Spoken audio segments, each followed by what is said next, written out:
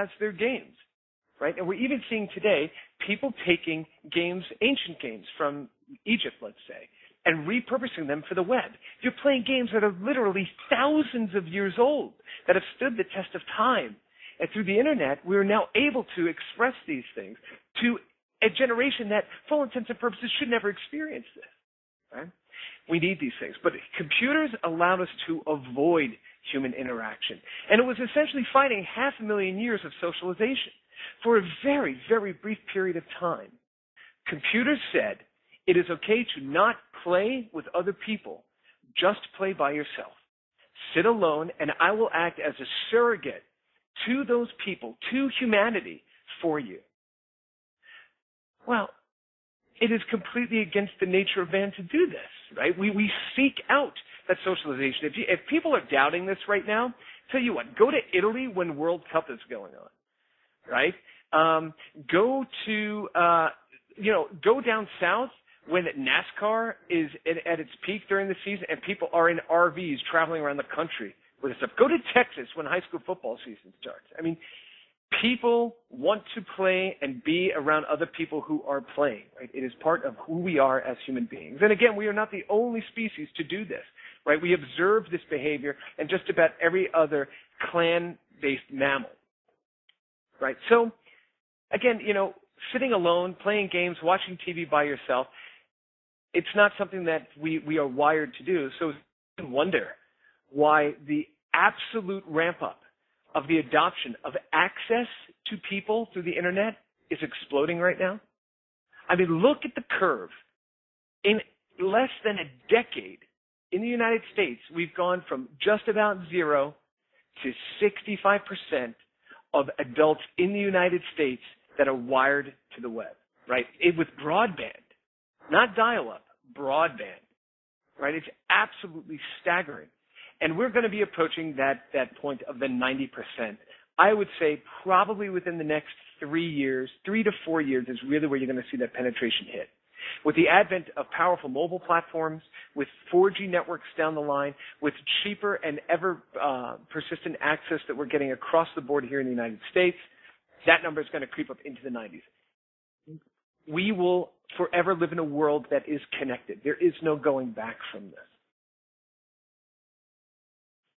So reflection so far in this part of the discussion. It's access not only to that information piping to people, but access to content creation tools, right?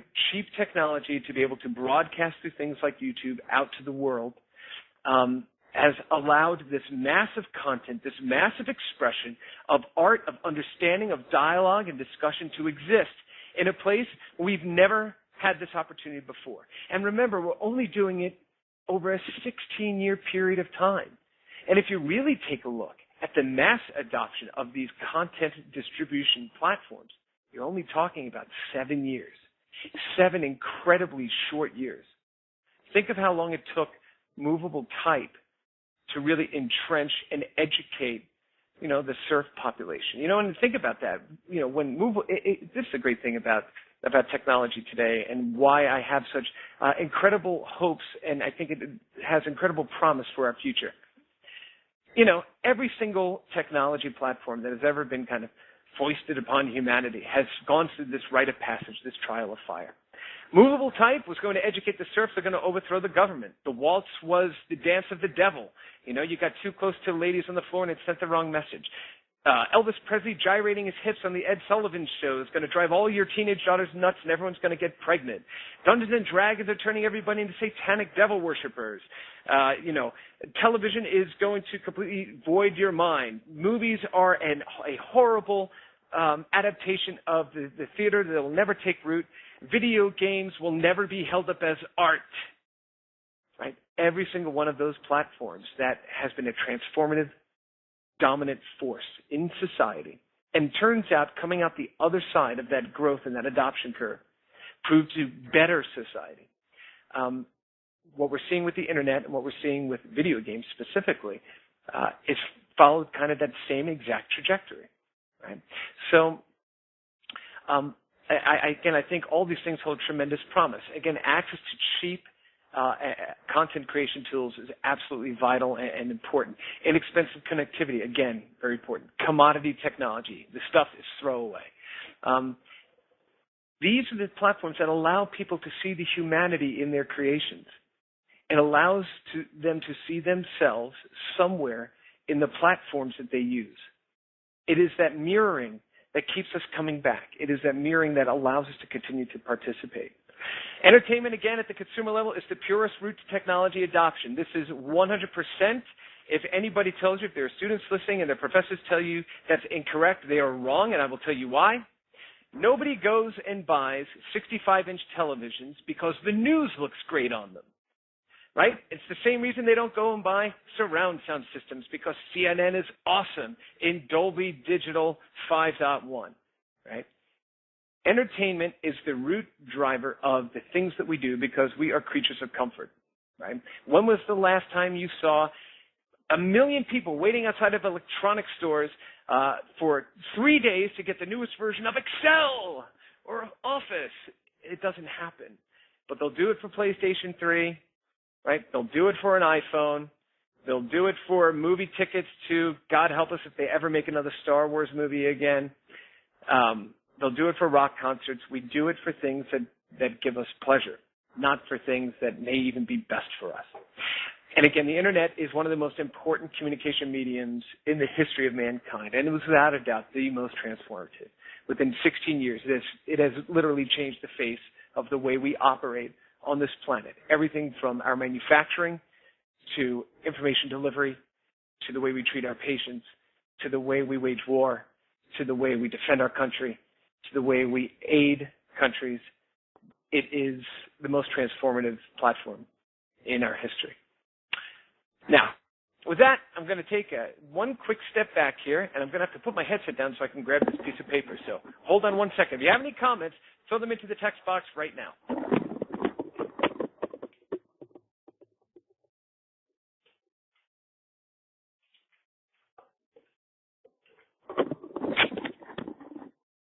All right, Rick, thank you for clapping. Okay, that was the only comment we got? Good. So hopefully nobody's throwing up fingers. Everyone else is clapping so you can't type. All righty. So we're going to jump right into the next phase of this here. And this is a very important piece for me personally, what I'm going to talk about here. So Electronic Arts, which was founded in 1982, this is a very famous ad within the games industry. And in 1982, this was a company who asked, can a computer make you cry? And so what I'm going to do is I'm going to read to you the copy of this ad, because it's absolutely brilliant. So this is the actual copy of the print ad. Can a computer make you cry? Right now, no one knows. This is partly because many would consider the very idea frivolous, but it is also because whoever successfully answers this question must first have answered several others. Why do we cry? Why do we laugh or love or smile? What are the touchstones of our emotions? Until now, the people who asked such questions tended to not be the same people who ran software companies. Instead, they were writers, filmmakers, painters, musicians. They were, in the traditional sense, artists. We are about to change that tradition. The name of our company is Electronic Arts, and we are making software worthy of the minds that use it. We are a new association of electronic artists united by a common goal, to fulfill the enormous potential of the personal computer. In the short term, this means transcending its present use as a facilitator of unimaginative tasks and a medium for blasting aliens. In the long term, however, we can expect a great deal more. These are wondrous machines that we have created, and in them can be seen a bit of their makers. It is as if we had invested them with the image of our minds, and through them we are learning more and more about ourselves. We learn, for instance, that we are more entertained by the involvement of our imaginations than by passive viewing and listening. We learn that we are better taught by experiences than by memorization.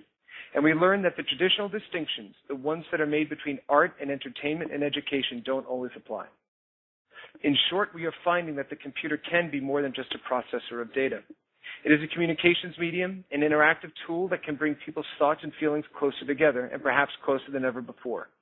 And while 50 years from now its creation may seem no more important than the advent of motion pictures or television, there is a chance it will mean something more, something along the lines of a universal language of ideas and emotions, something like a smile.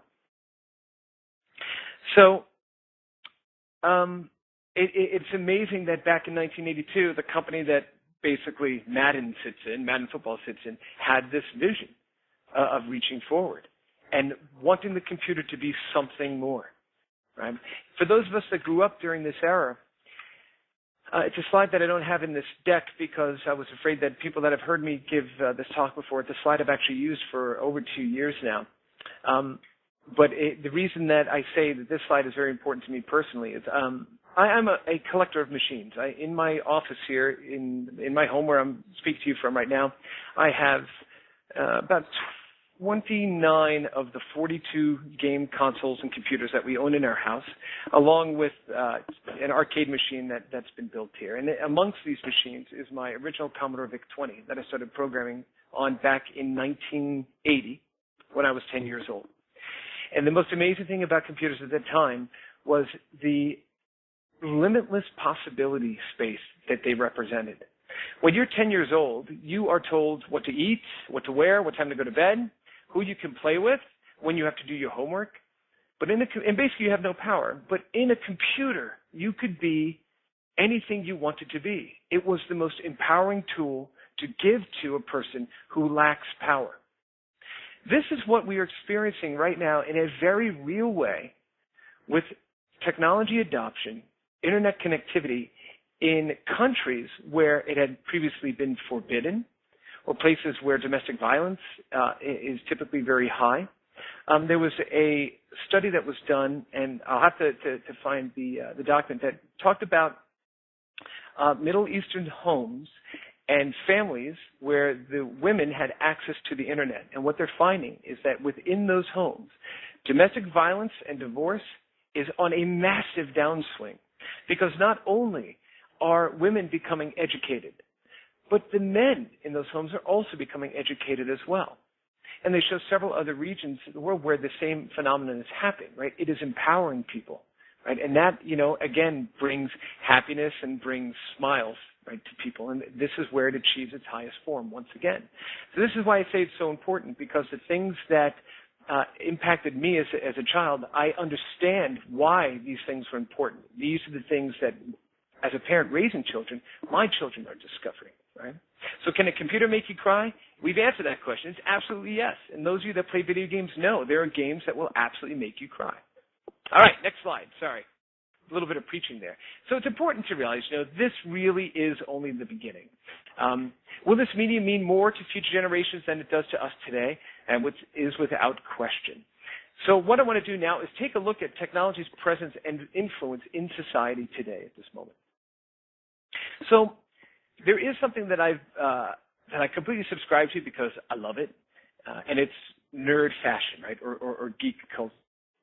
And geek culture makes itself known more now than at any other point in, again, technology history. We see geek culture and influence in music. How many people have ever heard of MC Frontalot or MC Chris? You can chime in there. Yes or no? Yes? Oh, Nick says yes. Is Nick the only one that knows? You could say no. It's okay. No. All right. And Celeste says yes. Okay, so we've got 2 yes. Also, MC Frontalot in Austin last week. Awesome. I actually had MC Frontalot on my radio show back when I was doing it at Sun for a while ago. For those of you who don't know who MC Frontalot and MC Chris are, these are what we call nerdcore rappers. Nerdcore is hardcore rap music done by nerds.